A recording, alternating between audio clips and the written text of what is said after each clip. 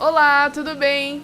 Seja muito bem-vindo ao canal Confissões de Crente, em mais um vídeo de estudo e reflexão sobre o nosso guia de estudos do trimestre, que é esse aqui, tá bom? Estamos falando sobre fidelidade e aspectos muito importantes da vida, sobre a motivação, dízimos, ofertas.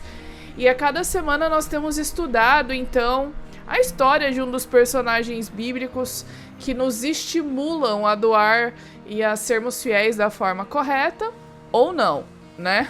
Mas antes disso, eu não podia deixar de te lembrar de compartilhar esse conteúdo com os teus amigos, com o teu grupo, com o teu WhatsApp, com o teu Instagram, porque esse conteúdo também está no Instagram, esse conteúdo também está em forma de podcast, então tem todas as plataformas, todos os jeitos, todas as maneiras para facilitar o seu consumo, o seu compartilhamento, para que você possa, comigo aqui, me fazendo companhia para que a gente possa estudar a Bíblia juntos, tá certo?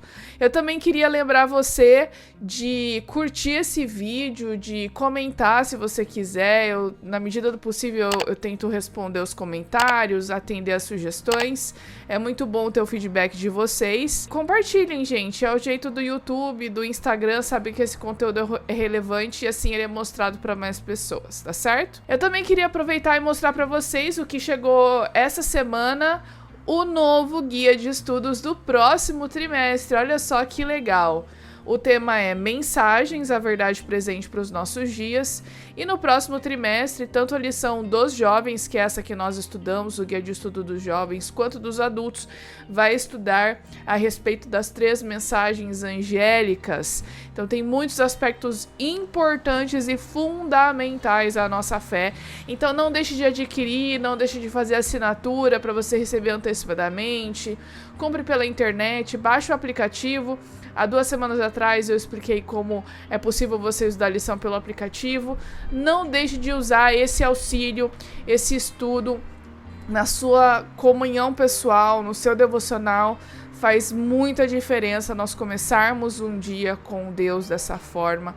Então eu convido você para que me acompanhe nessa jornada por esses estudos, tá certo? Vamos então falar do nosso tema da semana. É um tema que eu achei bem pesado, porque é uma história de uma pessoa que fez tudo errado. Você já tá vendo a tirinha aí, o tema da lição é Acaso, doador ímpio. E aqui na tirinha tem uma menina, né? Minha cara diante da energia caótica dessa cena, e tem a casa ali destruindo as coisas do templo e adorando deuses, né? Cedendo aí à idolatria. A história de Acaz nos traz muitos aspectos interessantes para que a gente reflita, e muitas vezes a gente pode até cair nos mesmos erros de Acaz e a gente não se dá conta. Acaz, ele é um exemplo, ele foi um exemplo de tudo que a gente não deveria fazer. Ele foi um exemplo de tudo que a gente não deveria ser e de atitudes que a gente não deveria ter, especialmente em relação a Deus. A lição ela vem trazendo uma história para fazer um paralelo com a história de Acaz, de que uma pessoa começou a fazer sacrifícios para um sacerdote ocultista e começou a sacrificar animais. E quanto mais ele sacrificava, quanto mais ele dava, mais ele ia ficando rico. Só que chegou um momento em que o sacerdote pediu o sacrifício do filho dele. E aí ele decidiu se afastar de todos aqueles rituais, só que o sacerdote avisou que se ele fizesse isso, ele iria perder tudo, e não deu outra. Em 1 semana ele perdeu tudo o que ele tinha. E aí depois ele acabou encontrando a mensagem adventista, se convertendo e viver uma vida mais simples, mas ainda assim uma vida correta em que ele teria paz de espírito. Nessa história a gente vê um final feliz de uma pessoa que encontrou a salvação e cedeu aos convites, aceitou, né, os convites de Deus para ele e para todos nós. Mas nós temos aí Acaz, e assim, eu coloquei adjetivos que a lição traz em relação a Acaz, dizendo que Acaz era um cara. E, gente, olha só, ele morreu com 36 anos, muito novo. Mas ele é definido aqui pela lição como um cara descontrolado, exagerado, um cara ansioso que se antecipava. Então, ele fazia sacrifícios, ele doava para receber as bênçãos. E quando a gente olha para o nosso relacionamento com Deus e para aquilo que está escrito na Bíblia, é tudo o contrário, né? Deus pede para nós não ficarmos ansiosos. Deus pede para nós não nos preocuparmos. E Deus vai ao nosso encontro. Ele tem a iniciativa. Ele nos abençoa para que depois nós possamos doar, para que depois nós possamos dar o dízimo, dar as nossas ofertas. Inclusive, ele pede para que isso seja proporcional às bênçãos que ele nos dá. Ele nem pede que a gente dê tudo que a gente tem. Ele pede 10%. E depois pede a oferta que seja de coração na proporção das bênçãos, né? Ao contrário da história de Acaz e desse outro que a lição traz no início, que Acaz ele ia aumentando mais e mais as suas ofertas, os seus sacrifícios, até o ponto em que ele chegou a sacrificar o próprio filho. E a gente vê aqui na lição que Acaz, ele teve dificuldade e ele rejeitou todas as ofertas que Deus fez a ele. Inclusive, eu achei interessante, eu vou ler para vocês aqui, isso está no livro de Isaías, porque é legal, porque Isaías foi um profeta contemporâneo, não só a Acaz, mas uns 5, 6 de Israel que vieram antes e depois dele, né? E mostra Isaías interpelando o rei, porque o que aconteceu foi que Acaz ele começou a ficar desesperado e com medo, porque ele estava vendo o Tiglat-Pileser da Síria vindo e ele conquistando os outros lugares. Ele ficou com medo de ter o mesmo destino que as outras nações. Inclusive, estava tendo um conluio entre o rei de Israel e o rei de outro lugar agora que eu não me lembro o nome, fazendo planos para conquistar Judá e destruir Judá e colocar outra pessoa no lugar de Acaz. E aí, quando Acaz se vê nessa situação, é aí que ele começa a descontroladamente fazer sacrifícios. Inclusive, ele vê a conquista do rei da Síria, Tiglat-Pileser, e que tinha os seus deuses, né? E ele visitou esse rei e ele decidiu fazer sacrifícios para os deuses dele, acreditando que da mesma forma que o rei da Síria foi bem sucedido, ele também seria. Mas poxa vida, ele tinha o Deus único, o Deus todo-poderoso, e o triste é que ele rejeitou todas as chances que Deus deu a ele. E aqui no livro de Isaías, ele retrata muito bem, ele conta essa história das chances que Deus deu a Acaz por meio de Isaías. E aqui no capítulo 7 do livro de Isaías, a partir do verso 10, né? Aqui o lugar que eu lembrei é o rei Peca, né? Ele estava fazendo ali um conluio com o rei de Israel para que eles conquistassem Judá. E aí, diz aqui, Isaías trazendo uma mensagem, confortando o rei, dizendo que, olha aqui, antes no verso 7, essa invasão não acontecerá, jamais ocorrerá. E aí ele se refere ao rei da Síria, pois a Síria não é mais forte que sua capital Damasco, e Damasco não é mais forte que seu rei Rezim. E depois, nos versos seguintes, até o verso 10, ele vai falando que a aliança entre o rei Peca e o rei de Israel não iria prosperar, ela não iria adiante, por isso ele não precisava temer.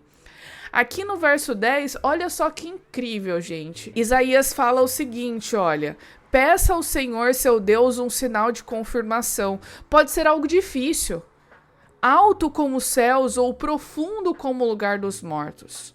Ou seja, Deus está falando assim: Acaz, você não acredita em mim, mas me dá uma chance para eu provar que eu sou poderoso. Olha Deus fazendo isso com Acaz, gente. Não é um negócio muito louco? Ele chegando e se rebaixando, apelando quase para que Acaz provasse a ele, sabe? Acas, você pode dizer qualquer coisa para eu fazer, as coisas mais difíceis, sei lá, você quer que eu abra o mar, você quer que eu separe essas montanhas, não sei, o que você quer que eu faça? E o mais incrível, assim, gente, eu não sei o que eu faria se de repente eu recebesse uma proposta dessa, sim, na lata, né? Apesar que Deus nos pede, né? Mas enfim, isso é uma outra parte que a gente vai falar daqui a pouco. Aqui no verso 12 diz o seguinte: o rei Acaz, porém, respondeu: não porei o Senhor à prova desse modo. E aí, Isaías, ele vem aqui interpelando, argumentando com Acaz, dizendo as coisas que poderiam acontecer. Olha só, aqui no verso 17: então o Senhor trará sobre você e sua nação e sua família coisas como nunca houve desde que Israel se separou de Judá. Trará contra vocês o rei da Síria. Então, a gente vê umas coisas acontecendo assim e a gente não consegue entender por que Acaz teve essas atitudes. E lá em segundo Crônicas diz que quando ele vê o rei da Síria chegando, ele pega todos os tesouros do templo, ele pega tesouros de outras casas, do palácio, tudo, dá para o rei, ele fecha o templo, ou seja, ele encerra toda e qualquer atividade que estava acontecendo no templo, ou seja, ele fecha a igreja do povo e começa a oferecer muitos sacrifícios nos altos, né, espalhados em vários lugares ali embaixo de árvore. Ou seja, como a lição diz, ele era exagerado e descontrolado, desesperado, né? Ele não sabia o que fazer, mas a ajuda tinha sido oferecida a ele. Esse também foi uma coisa incrível que ele fez, assim, inacreditável, na verdade. Ele chegou a destruir as coisas do templo.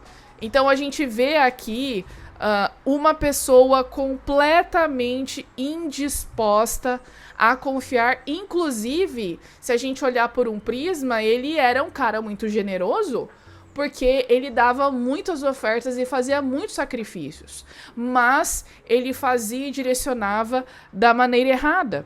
Ele buscava, como costume dos povos pagãos ali da região, apaziguar os deuses e conseguir de alguma forma algum favor para que ele fosse protegido e bem-sucedido, né? Só que a gente vê aqui novamente que as coisas não funcionam dessa forma com Deus. Que Deus venha ao nosso encontro. E aqui eu vou retomar o que eu disse agora há pouco, né? Deus, ele pede para nós darmos as nossas ofertas e os nossos dízimos de uma forma proporcional às bênçãos. Então, como é que eu vou saber o quanto de dízimo eu vou dar e o quanto de oferta eu vou dar? Primeiro, eu preciso receber as bênçãos. E aí Deus estabelece os dízimos, olha, 10%. Só que esse valor pode variar conforme as bênçãos que você receber. E a oferta também. Então, esse é mais uma prova e uma evidência de que ele estava fazendo tudo errado, de que Deus pede as coisas de uma forma diferente. Quando Isaías fala para Acaz provar a Deus, né, e ele estava sendo usado por Deus, dizendo que ele podia pedir a coisa mais difícil para Deus. E a lição, ela vem trazendo que Deus também pede a mesma coisa para nós. Deus também nos pede para prová-lo, né? Quando lá em Malaquias fala para nós trazermos todos os dízimos e ofertas à casa do tesouro, que nós vamos ver as comportas do céu se abrirem, as bênçãos que Deus vai enviar, ele está dizendo para nós provarmos a Deus. E aqui eu faço uma reflexão que eu fiquei pensando bastante ao estudar essa lição, sabe? Muitas vezes a gente fica receoso de dar o dízimo e oferta, porque às vezes você vê que você tem uma quantidade grande de conta e dinheiro não vai sobrar, e aí depois você vê que, nossa, mas eu tenho que dar 10%. Se você tem medo, eu só digo uma coisa pra você: prove a Deus, sabe? Mas também não faça no sentido de que você quer cobrar algum tipo de barganha, de Deus, eu vou te dar isso aqui, mas você vai me abençoar, né? Prove a Deus. Prove seu relacionamento com Ele. Seja fiel. Se isso é muito difícil para você, peça para que Ele transforme o seu coração. e fale assim: Senhor, eu não consigo, eu tenho medo, mas trabalha no meu coração e envia o Espírito Santo para me transformar, para que eu tenha as motivações corretas e eu te obedeça e seja fiel a ti. Gente, muitas vezes a gente tem dificuldade em obedecer a Deus e a gente esquece que tem coisas que só Ele pode nos ajudar a fazer, porque Ele opera tanto o querer quanto o efetuar, o Espírito Santo. Então a gente precisa pedir ajuda, sabe? E aqui, Deus estava oferecendo ajuda para Acaz, mas ele decidiu não aceitar. E aí, a gente chega num momento que foi o pior, que é quando Acaz decide dar o seu próprio filho. Aí você fica pensando, como é que Acaz se sentiu quando ele viu o seu filho ser consumido nas chamas, quando ele ofereceu o filho em sacrifício? Quando ele sentiu o cheiro da carne queimada, do cabelo queimado, quando ele viu nos olhos do filho dele o desespero da criança que sabia que iria morrer. Ou talvez, né, se fosse uma criança muito pequena, não sei, mas enfim. Como é que uma pessoa chega a esse ponto, desesperado por poder, completamente cego por tudo o que ele queria, pelo poder que ele queria, pelo respeito que ele queria, pelo medo que ele sentia e querendo o favor dos deuses, mas ignorando aquela ajuda que Deus havia ofertado, lembrando que aquilo que Deus ofereceu para ele seria muito mais barato e menos custoso, mas ainda assim ele decidiu ignorar e ir pelo caminho difícil. Eu achei interessante aquilo, a lição fala aqui na quinta-feira que por meio do ato de entrega do dízimo, das ofertas, né, dessa adoração, Deus nos ajuda a olhar para suas bênçãos e perceber que elas se tornaram possíveis apenas por causa da morte de Jesus, a oferta mais cara do Pai. Deus deu tudo o que tinha, o seu único filho. Por que que nós não podemos ser fiéis naquilo que Ele mesmo nos dá como uma retribuição, uma motivação? Então, hoje, Deus nos oferece também da mesma forma a sua ajuda. Ele estende a sua mão e fala: me prove, o que você quer que eu faça? Eu tô aqui, eu quero te abençoar, eu quero abrir as comportas do céu. Mas sejam fiéis a mim. Façam aquilo que eu pedi, obedeçam, né? Hoje eu estava assistindo uma palestra do pastor Isaac Malheiros, e ele diz que as promessas de Deus normalmente sempre vêm com condições. Então, se vocês fizerem isso, eu vou fazer isso. Mas é Deus que oferece. Ele fala: olha, eu quero abençoar você, mas seja fiel, me obedeça. Olha, se você der os dízimos e as ofertas, eu vou abrir as comportas do céu. Ele está fazendo isso porque ele quer ver a gente fazendo as coisas, sei lá, passando dificuldade? Não, pelo contrário, ele faz isso para exercer a nossa fé, para nós exercermos a nossa confiança, para a nossa fé ser provada também.